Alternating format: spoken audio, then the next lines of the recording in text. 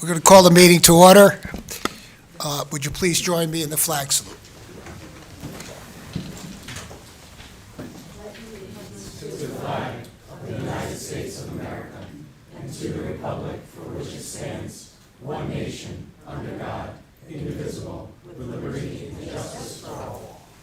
Thank you. Public notice, Madam Secretary? Adequate public notice has been given pursuant to the Open Public Meeting Act. Notice having been posted at the board's office and website, and emailed to the Department of State and to newspapers of broad circulation within the state.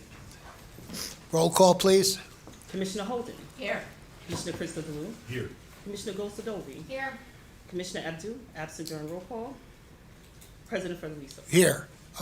Commissioner Abdu, just for the information for everyone, had a long planned vacation, and she went to Commissioner Z's homeland, so she's in Greece as we speak.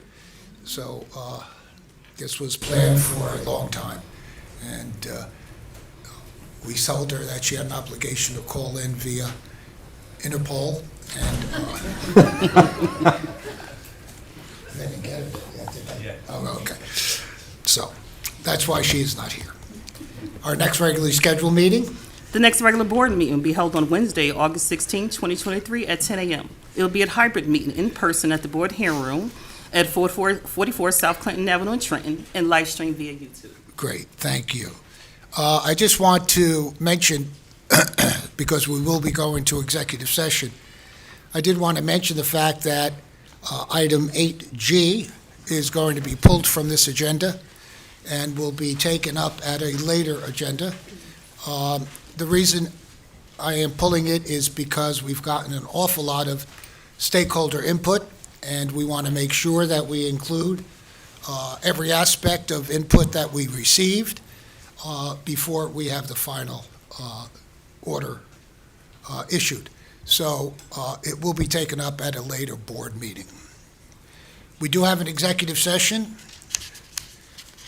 and the board will be addressing Clean Energy Item 8A, the matter of the Wave and Tidal Energy Feasibility Study, and Item 8B, in the matter of the development of the second offshore wind strategic plan pursuant to Executive Order numbers 892 and 307. You may recall, if you've been around long enough, that Executive Order 8 was one of the first the governor signed, which really created the massive amount of great work that the board has been doing ever since that point, as far as clean energy is concerned. So we're very pleased, and we're very pleased that we're a part of this entire endeavor. The board will take action on these items during regular session, and executive session, I estimate, will take approximately 20 minutes. And before I go to the Attorney General, I do want to introduce the former Chief of Staff and the former Chief Counsel of the board, Noreen Giblin. Thank you for being here. Thank you. It's good to see you. And one of the best, by the way, right there. Will the Attorney General's office please explain the justification for going into executive session? Yes, thank you, Mr. President. The agenda items 8A and 8B, they fall within the contract negotiation exception to the Open Public Meeting Act, which can be found at NJSA 10:4-12-7. Thank you. And do I have a motion to go into executive session? So moved. Second. All those in favor? Aye. We'll see you in about 20 minutes, hopefully.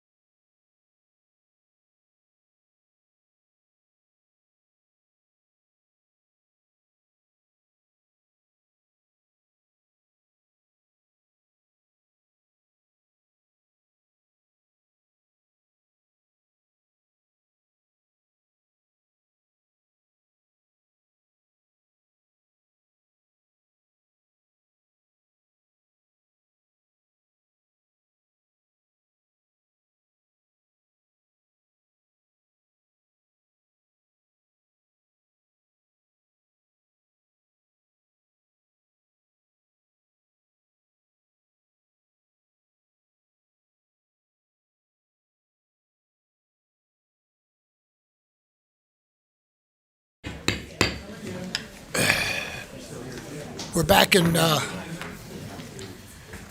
regular session. And again, hello, everyone. I think we're having a BPU reunion. James Boyd here. There he is. Jim used to be in our legal division. Welcome back. Thank you, sir. And the Honorable Holland, who used to be, she's an elected official now, so I have to call her, I can't call her Cynthia anymore. Used to be our Director of Regional and Federal Affairs, PJM and FERC. And she went off to try her pastures. She left us. James Boyd left us. I'm starting to sense a pattern here. Noreen left us. But I feel, I'll get over it, eventually. Came back though. Cynthia Christine came back at least. Well, hello, everybody, and welcome to the Board of Public Utilities meeting. I trust everything is working well as far as YouTube and so on is concerned. We think so? Okay. I have a few opening remarks that I want to make prior to getting started. First, we have a number of announcements today celebrating our staff. I want to recognize the tremendous achievement of one of the board's longest-serving employees, Terry Praka, a longtime staple in our division of cable TV and telecommunications.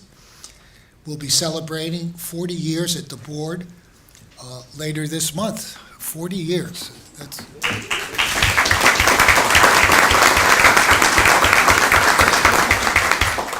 one more year than my age, and it really, right, Noreen? While Terry couldn't be here today, I wanted to recognize the extraordinary career Terry has built at the board. Terry's mark in advancing the goals of our cable TV and telecommunications division will never be forgotten. So thank you, Terry, and know that all of your colleagues here at the board congratulate you on 40, I'm going to say happy years here at the board, and for all the work that you've contributed. Second, I want to welcome 6 new BPU staff members to our agency, and it's a whole new world. People come and go and go for very good reasons. And as managers, we really do support the enhancement of our staff and the development of our staff, and as they go on to bigger and better things. And and maybe that's the old school teacher in me, but it makes me proud to see so many of our folks who go on to enhance their careers in various areas. And it really is heartwarming to me to see that. But we then have to replace folks, and that's an ongoing process. We even stand on corners and pass out leaflets trying to interest people in coming to the BPU. David, why don't you get up and introduce yourself? Great. Do I stay here? Okay. Yes. Hi, good morning, everyone. My name is David Lamando. I am the aide to Commissioner Gould-Sadovy. Immediately prior to working here, I was in the Governor's Office of Climate Action and the Green Economy on the Energy Environment portfolio, and I'm honored to be here supporting the work of Commissioner Gould-Sadovy and the board. Thank you. Welcome.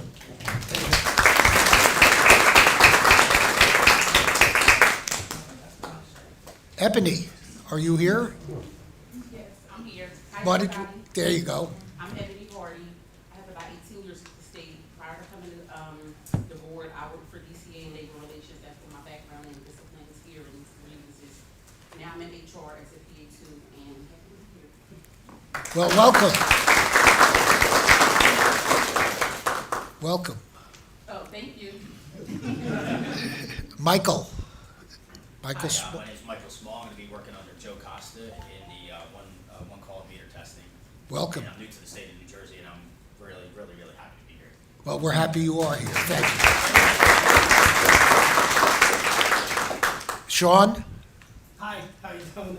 I'm the new Deputy Director of Reliability and Security, retired after a 29-year law enforcement career as a captain in Patterson. Look forward to being part of the BTU and contributing as much as I can. And thank you. Well, welcome, Sean. And they didn't tell you the other part of your job? What's that? You're going to be our bodyguard? I'm used to that part of the position. And then there were two familiar faces, and I'm going to ask them to stand up and reintroduce themselves. Andy, are you here? There you are. Good morning, everyone. My name's Andy Well. I am an analyst trainee in the BPU's IT division. So previously, for the past 9 months, I was an intern in the IT division, and I really enjoyed that experience, and I'm very happy to be back.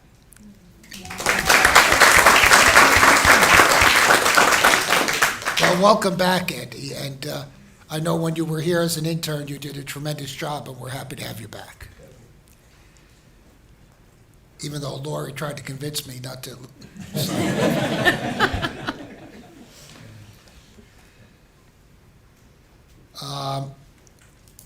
Exmara?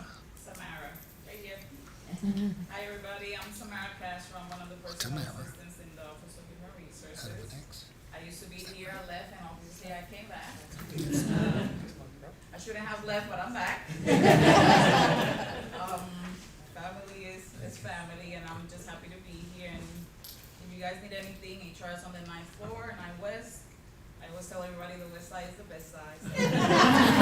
Thank you. Well, it's good to have you back.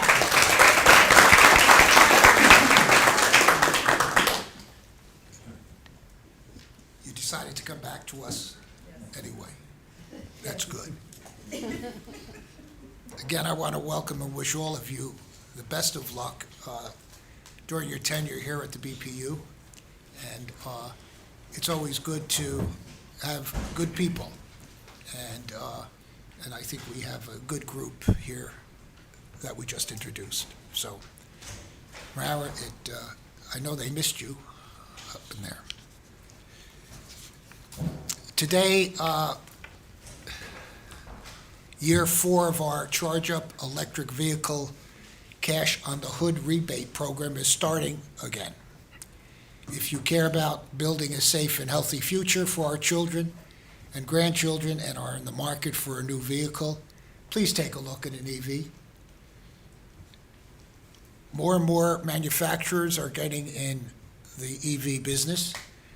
We don't only see Teslas on the road, we see cars of all or in all price ranges on the road as more and more manufacturers get into the electric vehicle and manufacturing. And we continue to work with our partners in the state, DOT as an example, in increasing the number of charging facilities that we have, because we understand that range anxiety could be a major problem. But the program has been successful, and we see more and more people in electric vehicles. We see more and more charging stations in the state of New Jersey, and I think we're going to see another boom in this current phase of the program. So, great job, everybody. Lastly, on Monday, we announced our Executive Order 317 Technical Conference, which will be held at the Trenton War Memorial on August 2nd and 3rd. Please, if you're interested, and we hope you are, please visit our website and register for the 2-day stakeholder conference and help our state meet our climate goals. We can never emphasize enough the importance of clean energy. We can never emphasize enough the traumatic effect climate change is having on our environment. All you have to do is look at what happened in Vermont, what happened in New York State.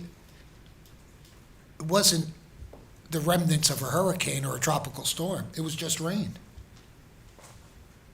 People flooded out of their homes. In Vermont, they're saying thousands of people were flooded out of their homes. In the Southwest, temperatures exceeding 110, 112, 117 degrees. If we have to continue to encourage people to take steps, we will continue to do that. And I've said this many, many times. It's our obligation to mitigate the effects of climate change. Otherwise, it's going to alter our way of life. It's going to alter what we eat. It's going to offer every phase of our life. And as I've said many times before, I may not be around to see the dramatic effects, but our young folks will. We owe it to them, and we will be judged on how well we mitigate the effects of climate change. So it's the obligation of each and every one of us to reduce our carbon footprint. Each and every one of us to contribute to the mitigation of climate change. The world is not safe right now. And one of the reasons is climate change. There are other reasons, but one of the reasons is climate change. And as far as I know, there is no other piece of real estate we can live on other than the earth, unless somebody's keeping a secret from us. And it's our obligation to talk to our friends, our relatives, our neighbors about the effects of climate change. It seems like one disaster after another. Do any of my colleagues have any opening comments they'd like to make? Madam Secretary, I didn't forget this time, the consent agenda. On consent agenda items, 1A, 3A, 3B, 3C, 3D, 4A, 5A, and 6A. So moved. Oh, sorry. I jumped the gun, didn't I? At 9A? Mr. President, I have to recuse myself from item 9A. Okay, thank you. Commissioner Holden, Yes. Commissioner Crystal Delou, Yes. Commissioner Gold-Sadovy, Yes, although I need to abstain from the approval of the minutes for the meetings where I was not yet here. and President Frederico. Yes, Now, this would be a second. second roll call vote, right. On consent agenda items 9A, Commissioner Holden, Yes. Commissioner Crystal Delou, Abstain. Commissioner Gold-Sadovy, Yes. President Frederico. Yes, thank you. All right, let's get into the regular agenda. Under audits, there are no items for consideration. And energy, Brian Bacon, I think you're presenting. Item 2A, regarding comments submitted to FERC. Yes.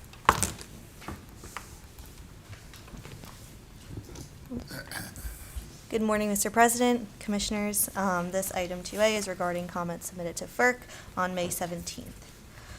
On December 15th, 2022, the Federal Energy Regulatory Commission issued a notice of proposed rulemaking that proposed revisions to the regulations and governing applications for electric transmission facility siting permits, intended to modernize requirements and facilitate more efficient review of permit applications.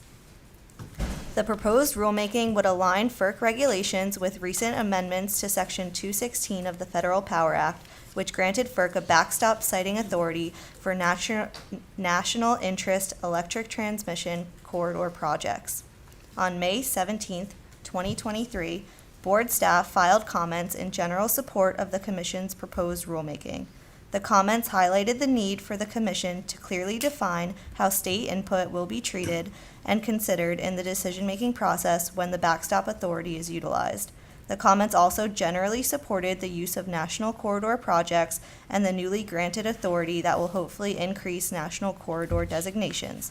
Additionally, the comments supported enhanced environmental justice reporting processes and the Commission's new code of conduct for applicants. Staff recommends that the board ratify the comments filed by staff on May 17th, 2023. So moved. Second. Any questions or comments?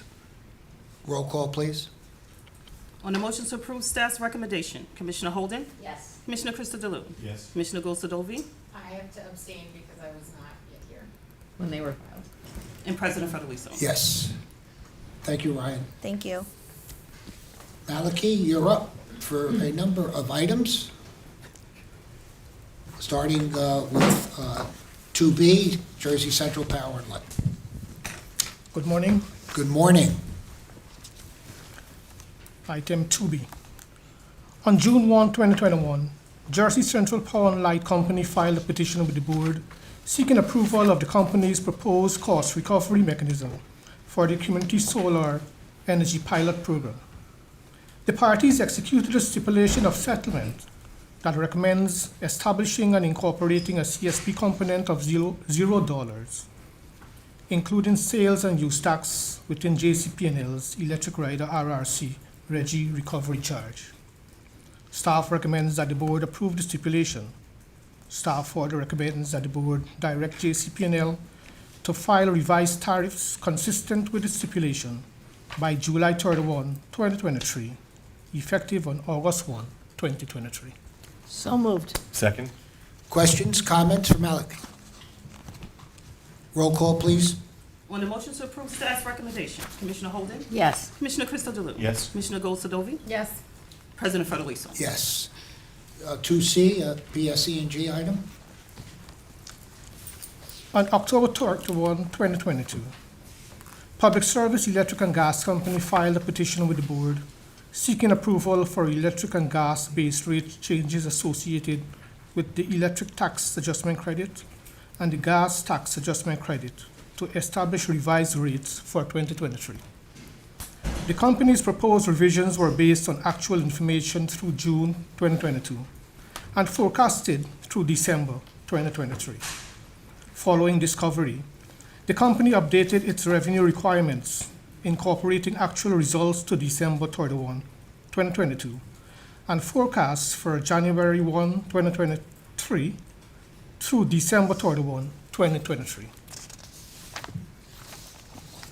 The parties executed a stipulation of settlement, recommending approval of the electric tax adjustment credit rates proposed in the October 2022 petition, and approving the gas tax adjustment credit rates proposed in the March 2022 update. As a result of the stipulation, the annual impact on the typical residential electric customer would be an increase of $6.72. The annual impact on the typical residential gas heating customer would be a decrease of $21.66. Staff recommends that the board issue an order approving the stipulation. Staff further recommends that the board direct PSE&G to file tariffs consistent with the order by July 30th, 2023, for rates effective August 1, 2023. So moved. Second. Questions, comments? Roll call, please, Madam Secretary. On the motion to approve staff's recommendation, Commissioner Holden? Yes. Commissioner Crystal Delou? Yes. Commissioner Gosadovi? Yes. President Federico? Yes. 2D, New Jersey Natural Gas. On May 19, 2022, New Jersey Natural Gas Company filed a petition with the board requesting a waiver of the requirement to file a petition for a review of the prudency of the agreement for service classification form transportation and the First Amendment to Service Agreement for Service Classification FT between the company and Essential Power OPP LLC. If the request for waiver is granted, New Jersey Natural Gas would maintain the current rates as set forth in the existing original service agreement and First Amendment. On May 31, 2023, the New Jersey Division of Rate Counsel submitted a comment letter addressing this matter. Board staff has reviewed this matter and believes the company's request is reasonable in the public interest and in accordance with the law. Staff believes that the current rates that are being charged under the original service agreement and the First Amendment are reasonable at this time. Staff recommends that the board waive the requirement for the company to file a petition for a review of the prudency of the original service agreement and the First Amendment. Staff further recommends that the board direct New Jersey Natural Gas to evaluate the need to create a separate tariff for large electric generators and include testimony addressing this issue in its next base rate case petition. So moved. Second? Questions, comments? Roll call, please. On the motion to approve staff's recommendation, Commissioner Holden? Yes. Commissioner Crystal Delue? Yes. Commissioner Gulsdove? Yes. President Federlisa? Yes. And 2E, regarding a JCP&L item.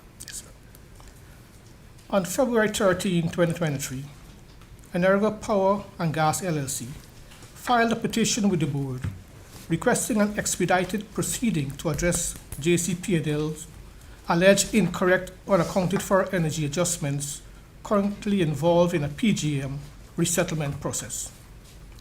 On March 6, 2023, JCP&L filed an answer and motion to dismiss, arguing that Energo failed to identify any legal authority which it seeks to have the board intervene in a wholesale billing issue, which according to JCP&L is under the jurisdiction of FERC and not the board. On March 16, 2023, Energo filed a response wherein it clarified that Energo is not asking the board to direct PJM to act. Instead, its petition focused on the actions of JCP&L, a public utility that the board has jurisdiction over, including billing issues. On March 23, 2023, JCP&L filed a reply to Energo's response, reiterating its request to dismiss the petition. Staff recommends that the board find the issues raised in the petition concern the PGM Settlement C process governed by the PGM tariff and PGM operating agreement. Staff also recommends that the board find the petition lacks any legal authority for the board to intervene in the ongoing PGM Settlement C process concerning a FERC wholesale billing issue. Staff recommends the board grant JCP&L's motion to dismiss and dismiss Energo's petition. So moved. Second? Questions, comments? Roll call, Madam Secretary. On the motion to approve staff's recommendation, Commissioner Holden? Yes. Commissioner Crystal Delue? Yes. Commissioner Gulsdove? Yes. President Federlisa? Yes, thank you, Maliki. There are no items under cable television, no items under telecommunications for consideration. Brings us down to water. Michael? 5A, involving the Township of Rockaway. Yes. Good morning, Mr. President and Commissioners. Good morning. On May 16th, 2023, pursuant to the New Jersey Water Supply Public-Private Contracting Act, the Water Act, the Township of Rockaway filed a petition for approval of a contract with Utility Service Company, Inc. for tank maintenance services. The board does not otherwise have jurisdiction over Rockaway, and Rockaway simultaneously filed its petition with the board, the Department of Community Affairs, Division of Local Government Services, Local Finance Board, and the DEP. DCA approved the public-private contract at its June 12, 2023 agenda meeting, and by letter dated June 23, 2023, the New Jersey Division of Rate Counsel advised that it did not object to board approval of the contract. The DEP has 60 days to complete its review and file comments with the board. The board has received no comments from the DEP. Staff recommends that the board approve the contract subject to the following condition: any extension of the contract beyond the terms per tank or pursuant to the Water Act Any amendment to the contract to change the formula or other basis of determining charges contained therein shall be subject to board review and approval. So moved. Second? Questions, comments for Mike?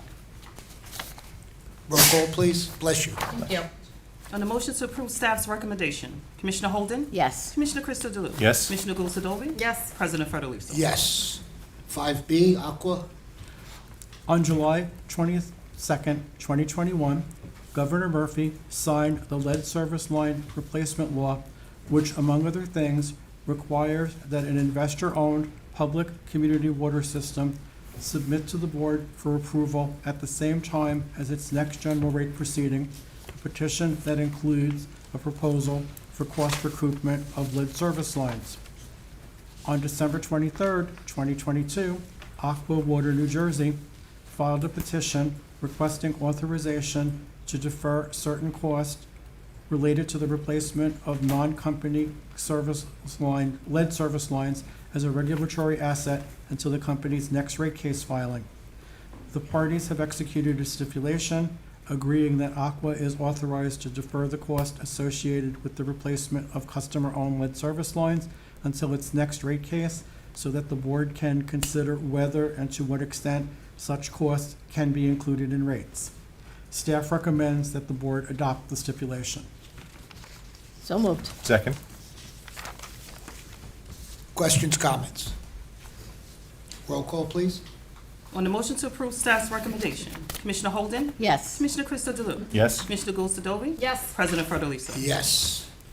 And 5C involves New Jersey American Water. And Mr. President, I'll be recusing myself from this memo as well. Thank you, Commissioner.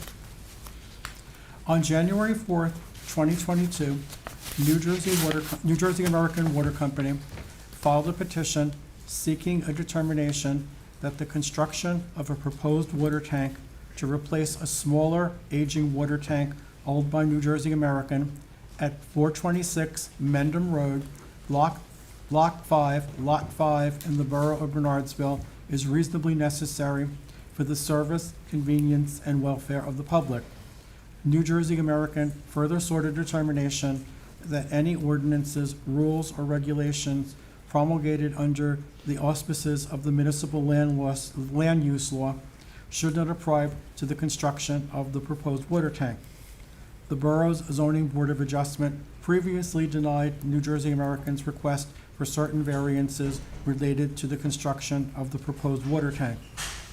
According to the petition, the proposed water tank will maintain the integrity and reliability of New Jersey American's local distribution system following the termination of New Jersey American's water supply contract with the Morris County Municipal Utilities Authority. The tank currently situated at the proposed location is inadequate to meet demand and fire suppression needs in light of the terminated water supply contract. The matter was transmitted to the Office of Administrative Law for hearings as a contested case, where it was assigned to Administrative Law Judge Tricia M. Calaguire. ALJ Calaguire granted intervenor status to one borough resident and participant status to another borough resident. After public and evidentiary hearings and the submission of briefs by the parties, ALJ Calaguire concluded the proposed water tank is reasonably necessary to provide safe, adequate, and reliable services in reliable water services in New Jersey. The proposed water tank is reasonably necessary for the service, convenience, and welfare of the public. The petitioner adequately considered alternative methods to building the proposed water tank. The petitioner adequately considered alternative sites for the proposed water tank. The location of the proposed water tank is reasonable considering the alternatives, and based upon the record, the proposed water tank is not adverse to the environment, public health, or the public welfare.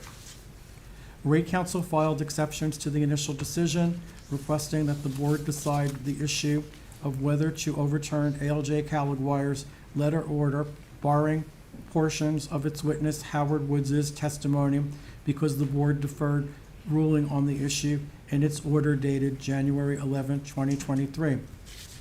The intervener and the participant filed exceptions to the initial decision, arguing that ALJ Caliguire improperly shifted the burden of proof to the zoning board, intervener, and participant, that ALJ Caliguire erred in finding that there is no reasonably available alternative to the proposed water tank, that New Jersey American failed to analyze alternative methods and locations, failed to present evidence of community impact, and failed to present any evidence related to costs.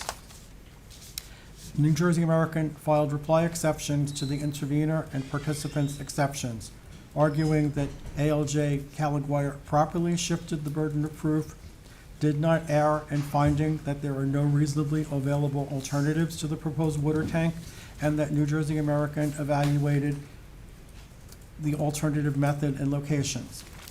Rate Counsel filed reply exceptions, arguing that the initial decision properly explained and shifted the burden of proof pursuant to NJSA 40:55D-19. Rate Counsel concluded that petitioner's request for relief pursuant to NJSA 40:55D-19 should be granted. Staff recommends that the board denies the request to overturn ALJ's letter order barring portions of Howard Woods' testimony. Staff further recommends that the board approve the initial decision without modification and grant New Jersey American's request to construct the proposed water tank. So moved. I can second that, I think Okay, I can second. okay. Second.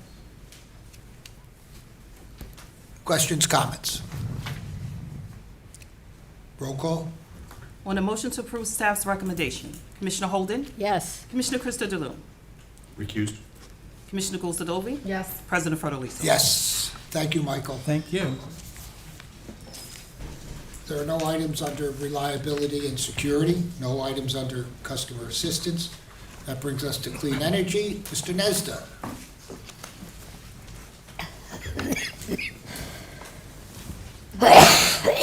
Morning, Commissioners. Hi, Mr. Nesda. How are you, sir? I'm very well. How are you?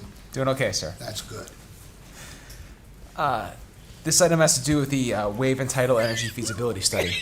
The potential power, predictability, and dependability of wave and tidal energy patterns make these resources promising potential sources for supplying renewable clean energy, which could potentially contribute to New Jersey's renewable energy portfolio. However, the industry itself and the technologies available to harness this energy are rather immature and are currently not capable of supplying energy at grid scale. On April 12, 2023, the board approved the release of a request for response for a state university to undertake the wave and tidal energy feasibility study. This study will include a comprehensive analysis of the feasibility of using wave and tidal energy as sources of clean energy within the state. Specifically, the selected college or university will perform a literature review to build upon prior efforts to assess wave and/or tidal energy resources, conduct numerical modeling studies to provide a theoretical assessment of New Jersey's wave and tidal energy resources along its shoreline, provide additional analysis and recommendations, including the specific locations that are best suited for wave or tidal energy generation, along with an overview of the technologies that can be used to harness this energy, and provide a final report for consideration by the board. This study represents an important first step for gauging the potential for marine hydrokinetic resources to contribute to the state's clean energy portfolio. This item was discussed in executive session, and staff recommends that the board approve staff's recommendation on engaging Rutgers University for the purpose of completing the feasibility study. Staff also recommends that the board authorize President Fiordaliso to execute a memorandum of understanding with Rutgers University on behalf of the board. So moved. Second. Questions, comments? Mr. President, if I could, just a point of interest is that this is a new technology that has been around for quite a while. I think tides have been around predictably for billions of years. Europe probably knows the exact date that it may have started. But this is exciting for New Jersey because it's part of our never-ending quest to find alternatives. And this new technology may pan out, but it's just nice to see the entrepreneurial spirit and the innovations that distinguish New Jersey from so many other states really taking hold here as well. So thank you very much. Excellent point. We're on the cutting edge, and Commissioner Z and I are going to surfboard in to test this. Is that right? Absolutely. Oh, okay. You go first.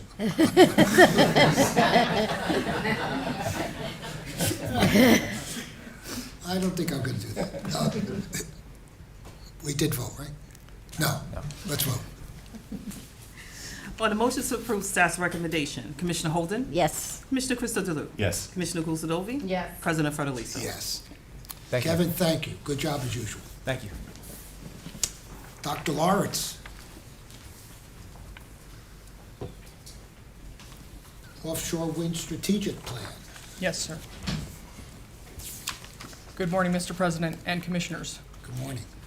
On January 31st, 2018, Governor Murphy issued Executive Order Number 8, which among other directives tasked the President of the BPU and the Commissioner of the Department of Environmental Protection with the development of an offshore wind strategic plan.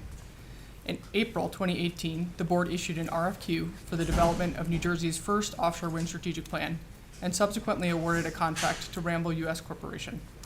In September 2020, the board approved the first offshore wind strategic plan, which created a roadmap for New Jersey to pursue its then 7.5 gigawatt of offshore wind generation procurement goal. Since the release of New Jersey's first offshore wind strategic plan, the board made 2 offshore wind project awards in Solicitation 2 in June of 2021. Governor Murphy, through Executive Order 307, increased New Jersey's offshore wind procurement goal to 11 gigawatts in September 2022. And the board awarded, through the state agreement approach, a suite of transmission projects that collectively provide a coordinated transmission solution for 6,400 megawatts of offshore wind generation in October 2022. Additionally, major port and supply chain development activities are underway at the New Jersey Wind Port and the Port of Paulsboro. Given the rapidly changing offshore wind energy landscape in New Jersey and along the eastern seaboard, on April 12, 2023, the board authorized the release of an RFQ prepared by staff in consultation with the Department of Environmental Protection and the Economic Development Authority to solicit the services of a qualified consultant to assist staff in the development of a second offshore wind strategic plan, which will inform the responsible development of offshore wind in New Jersey and guide New Jersey in achieving its offshore wind energy objectives in future solicitations. The RFQ was issued to vendors identified by staff as capable of performing the scope of work, and evaluation committee reviewed the proposals. The evaluation committee determined that the proposal from Ramble Americas Engineering Solutions Incorporated, Ramble, represented the best value to the board, price and other factors considered. Staff recommends that the board approve a contract with Ramble, subject to final approval by Treasury, for consulting services to assist with the development of the second offshore wind strategic plan in accordance with the RFQ and the proposal submitted by Ramble. So moved. Second? Questions, comments? Roll call, Madam Secretary? On the motion to approve staff's recommendation, Commissioner Holden? Yes. Commissioner Crystal Delue? Yes. Commissioner Gulsadovy? Yes. President Federico? Yes, and I might add, this was also discussed in executive session. Thank you. Thank you. Well done, Kira. And that brings us to Veronique and the Competitive Solar Incentive Program. Good morning. Good Mr. morning. President, Commissioners. This agenda item involves the results of the first solicitation within the new Competitive Solar Incentive, or CSI program, that the board launched through its own order on December 7, 2022. The goal of the CSI program is to provide incentives for at least 300 megawatts per year of new solar development in New Jersey. The CSI program is designed to use competitive market forces to set incentive values for all qualifying projects. As such, the program is primarily a program for large-scale solar development in New Jersey, and it is the first time that the state has created a program specifically serving this scale of project. To participate, projects submit a bid for an incentive and are awarded based on competitive price only. The CSI program is structured into 5 separate categories or tranches to ensure that a range of solar projects, including those on preferred sites, are able to participate despite different cost profiles. The board set specific procurement targets for each tranche for the initial solicitation. As determined in the December 7, 2022 board order, The first solicitation opened for pre-qualification on February 1, 2023, and closed to bids shortly before midnight on March 31, 2023. By board order on March 6, 2023, the board established confidential price caps for each of the 5 tranches in the CSI program. If the board determined that an award would breach the price cap, then procurement would cease in the affected tranche or tranches, regardless of whether the megawatt target for that tranche had been met. The board received bids for projects exceeding the total procurement target of 300 megawatts. On April 14, 2023, bidders were invited to submit a best and final offer price. These were accepted up to April 28, 2023. After review of the bid, staff has determined that all of the bids exceeded the confidential price cap set by the board. Therefore, staff recommends that the board does not award any projects in the solicitation. The board set the confidential price caps based on extensive modeling that used cost data specific to the state of New Jersey. Having all bids exceed the price caps means that bids came in at significantly higher price levels than anticipated. Staff attributes this mainly to a nationwide high level of economic and regulatory uncertainty at the time of the solicitation, as well as higher than historic levels of cost which all impacted the development of larger scale solar. Given the robust response to the solicitation, staff makes the following 2 recommendations. First, staff recommends that the board conduct the next solicitation on an expedited timeframe, with pre-qualification opening on October 1, 2023, and the solicitation closing to bids on December 31, 2023. Staff recommends that the new solicitation maintain the same tranche procurement targets as the first. Second, staff recommends that the board urge any potential bidders who may require a waiver because of siting restrictions submit their petitions at their earliest convenience. So moved. Second. Questions, comments for Veronique? Roll call, Madam Secretary. On the motion to approve staff's recommendation, Commissioner Holden? Yes. Commissioner Crystal DeLue? Yes. Commissioner Gould Sidoti? Yes. President Fertiliso? Yes. Thank you, Veronique. Good job. Mr. Morgan?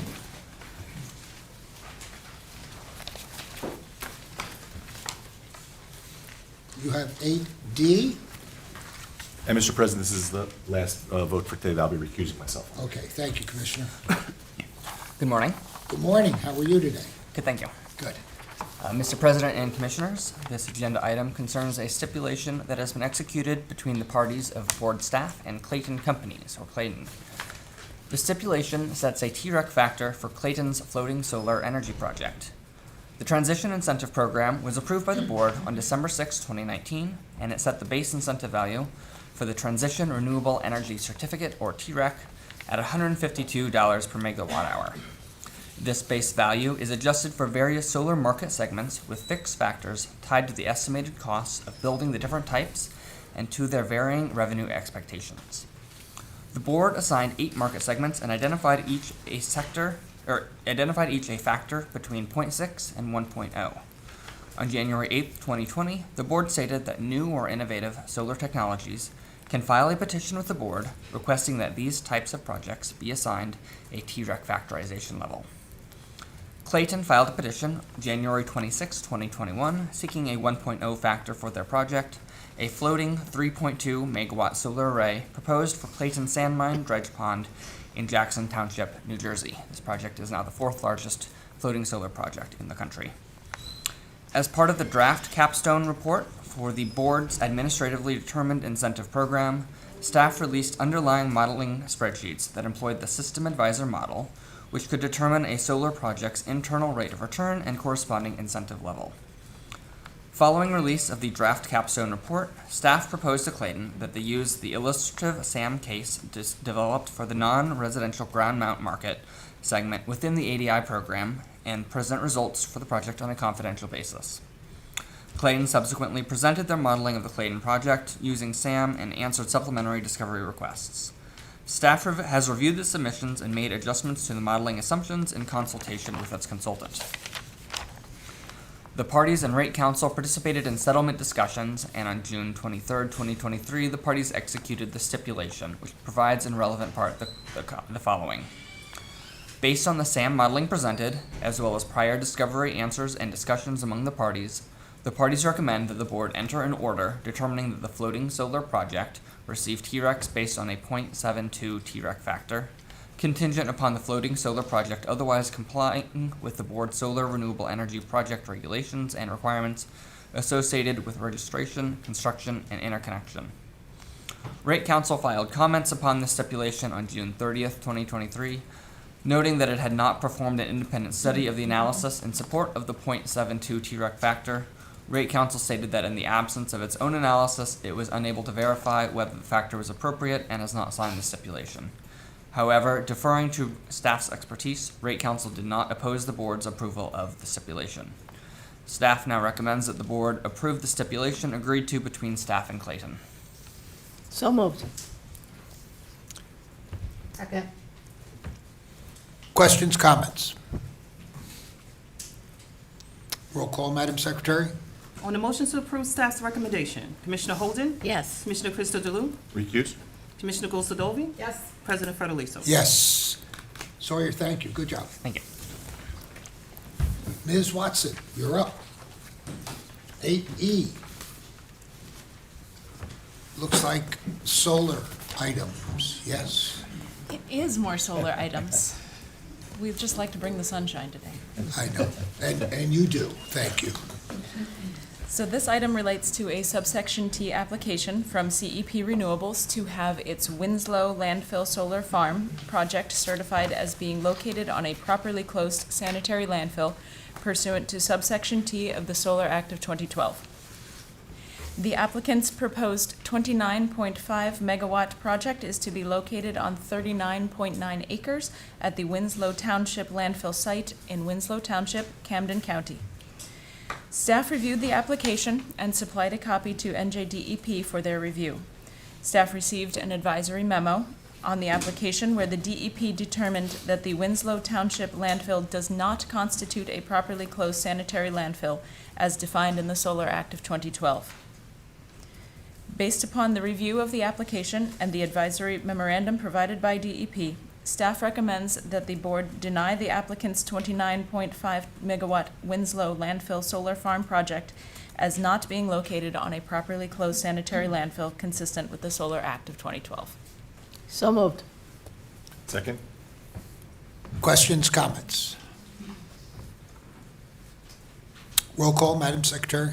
On the motion to approve staff's recommendation, Commissioner Holden? Yes. Commissioner Crystal Delue? Yes. Commissioner Gulsadovy? Yes. President Federliso? Yes. Thank you, Diane. Thank you.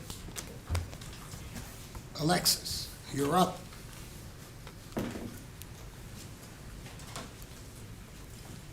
Somebody wants a waiver, huh?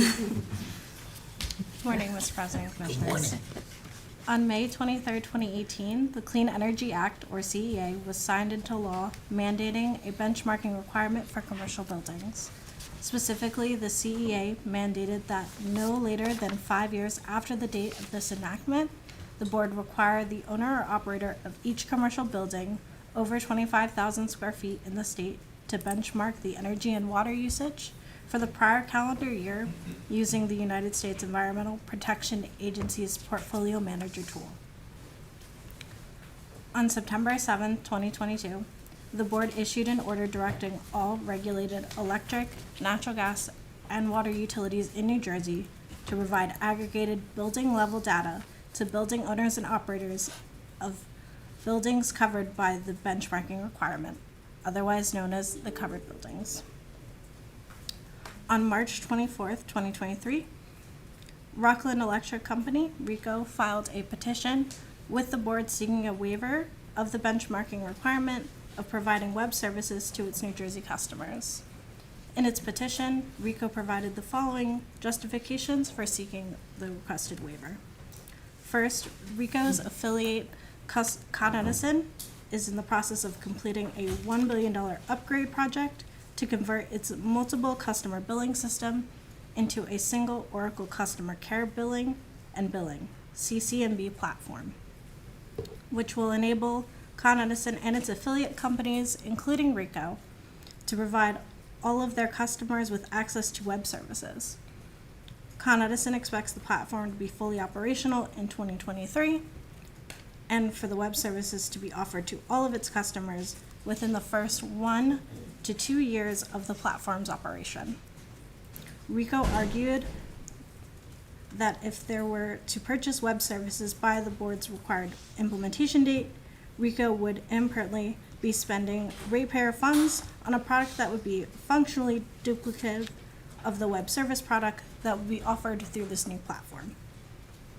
Second, Ricoh contended that the board should treat Ricoh in this instance similar to how the board treats small utilities, those electric and gas utilities serving under 50,000 accounts or fewer for benchmarking purposes. Ricoh stated that is because it provides electric distribution services to approximately 75,000 customers.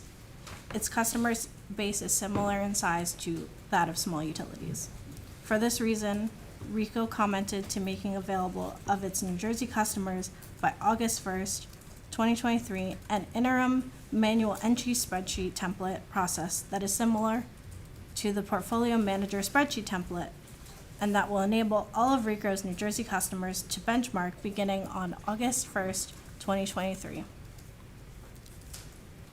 Rate Council filed comments supporting Ricoh to be classified as a small utility for benchmarking purposes and suggested that Ricoh implement the CC&B system for all of its New Jersey customers by August 1st, 2024.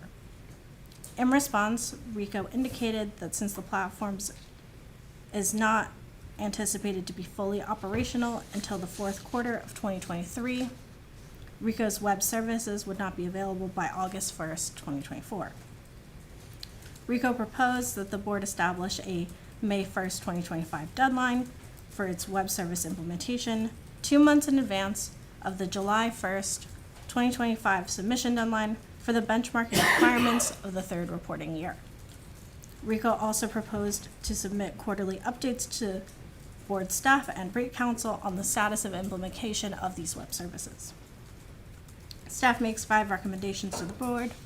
First, staff recommends that the board approve Ricoh's petition for the waiver of the August 1st, 2023 deadline for providing web services to its customers. Second, staff recommends that the board find that the granting of such waiver will not relieve Ricoh of its obligations to provide web services to its customers.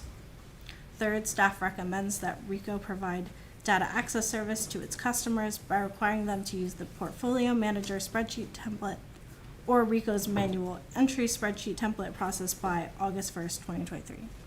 Fourth, staff recommends that Ricoh provide staff and Rates Council with quarterly updates regarding the status of Ricoh's implementation of web services beginning in the fourth quarter 2024. Finally, staff recommends that Ricoh provide web services to its customers by May 1st, 2025. So moved. Second. Questions, comments? Mr. President, just if I could, I just want to caution us not to take too much confidence from whatever results we may or may not get from this benchmarking. As we talked about earlier, New Jersey is a great state for innovation and entrepreneurship, but we're also fiercely independent. And I think requiring the business community and customers to fill out things that they're not familiar with may take longer than we think, may give us a great deal of selection bias by some customers who are willing to do it and others who aren't, and it may not be representative of the whole. So benchmarking in this environment, I think we should be cautious before we take so much comfort in whatever results we may eventually receive. Thanks. Any other comments? Roll call, Madam Secretary. On the motion to approve staff's recommendation, Commissioner Holden? Yes. Commissioner Christodoulou? Yes. Commissioner Gould-Sadovy? Yes. President Federlisa? Yes. Good job, Alexis. Thank you.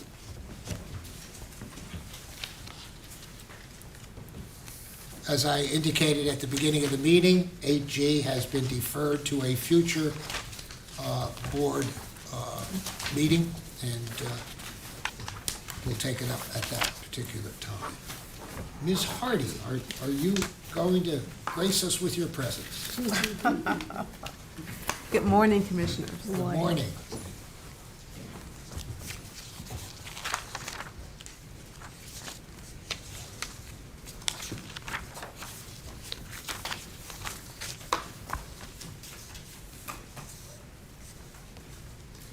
Board staff is proposing to add amendments and new rules to the board's existing rules contained within the New Jersey Administrative Code NJAC 14:3, which governs all utilities, which is also known as Chapter 3. The changes include the following. 1, the extension of the winter termination program to water and wastewater residential customers pursuant to Public Law 2021, Chapter 317, Section 7. 2, changes made to comply with legislation which requires public utilities and municipalities to give each other notice of infrastructure projects and coordinate schedules pursuant to Public Law 2021, Chapter 263, and 3, adding a requirement that water and wastewater utilities use the same methodology that gas and electric utilities are required to use to gross up for taxes, the deposits and non-refundable contributions collected for main extensions to provide regulated services if the deposits or non-refundable contributions become taxable in the future. On November 14th, 2022, staff held a stakeholder meeting. The purpose of the meeting was to address possible amendments to Chapter 3, any issues and their effect on the stakeholders in connection with the winter termination program and other customer assistance issues, notice of infrastructure projects, and main extensions. After the stakeholder meeting, the board collected comments from the stakeholder community for a period of 30 days through December 13th, 2022. Staff recommends that the board approve the notice of proposal for submission to the New Jersey Office of Administrative Law and publication in the New Jersey Register. So moved. Second? Questions, comments? Roll call, Madam Secretary? On the motion to approve staff's recommendation, Commissioner Holden? Yes. Commissioner Christodoulou? Yes. Commissioner Goldsadovy? Yes. President Federlisa? Yes. Thank you, Jackie. Good Thank job. you.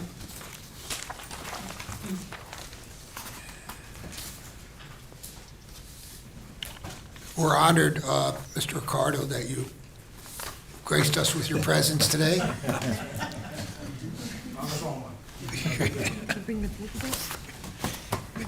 Did he bring the pizza, you asked? Is that allowed? We report that. This does conclude the items on our agenda. Do any of my colleagues have any closing remarks? If not, may I have a motion to adjourn? So moved. Second? All those in favor? Aye. Aye. We're adjourned. Thank you very much.